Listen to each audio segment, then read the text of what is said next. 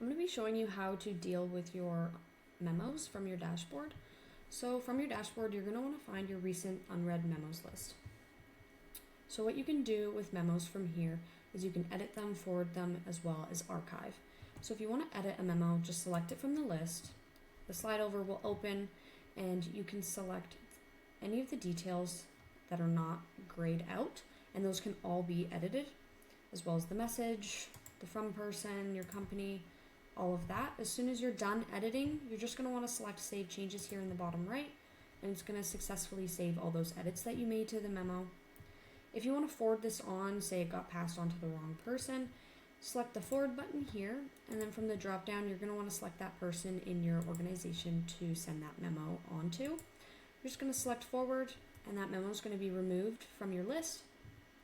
Lastly, if you have responded to the memo, you're going to want to select it, and you'll find the archive button here.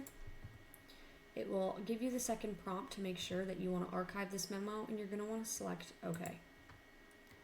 That is how you deal with your unread memos in your dashboard.